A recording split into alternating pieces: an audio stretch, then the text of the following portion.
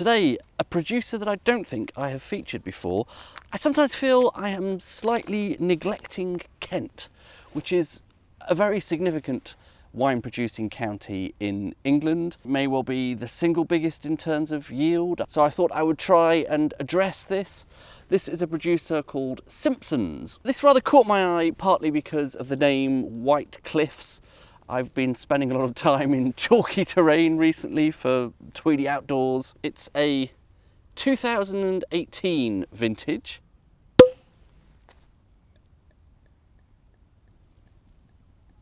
A sort of pale gold with an almost greenish twinge. I feel like I'm repeating myself. That may just be reflecting the environment I'm in. But yeah, does seem to be a tiny greenish hinge. Did I say this is a Blanc de Blanc? It will be presumably 100% Chardonnay. I should add a caveat that I have a little bit of a cold. I've got a bit of a runny nose, so my ability to nose things may not be at its best. Possibly I'm being led on by that greenish tinge, but quite a green nose. I would say it feels to me more green apple rather than lemon at this point. There probably is something citrus in the mix there as well. Maybe gooseberry, something like that. This could all be being skewed, as I say, by my runny nose. I think I'm getting a bit of that struck match note, of which I'm not a fan.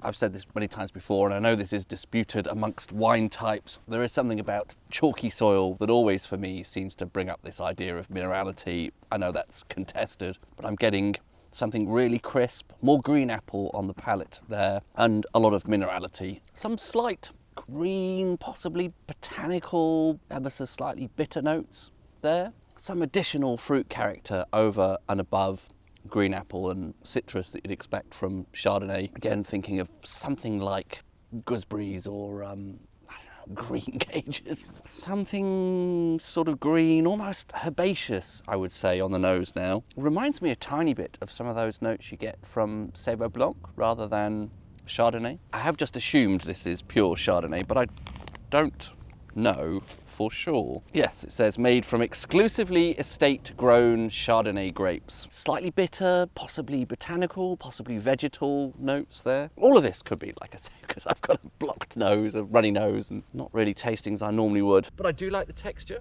I do like the minerality. The zing seems to come and go a bit, which is intriguing. The previous sip, I would say I'm just experiencing that fruit more, and then another sip and an almost sort of sherbety sort of zing. It's kind of all over the place. Maybe it's just my nose and my palate is all over the place. I poured another glass and I am noticing a bit more of the autolytic character now. I don't think I've really mentioned that so far, but I always run out of novel adjectives for describing autolytic character. But this is on the slightly sort of creamier side, which would, I suppose, make it more brioche-y than just plain bready, but there's something slightly more than that, something really quite milky brioche with quite a high dairy content. But it's interesting because it's short-lived. After a little while, particularly after the foam that subsides, I notice less of the autolytic character, and then it comes back to that slightly unusual fruit character. Again, my nose is runny and maybe I'm not appreciating this properly, but given a choice, apple or gooseberry, I'd rather have the apple, please. But the texture is good. The minerality is good. The acidity is actually, by English sparkling standards, relatively mild. For a champagne, this would be considered quite acidic, I think, but for an English sparkling, I would say they've kept this relatively mild. That may be a trait of 2018. It was a relatively warm year.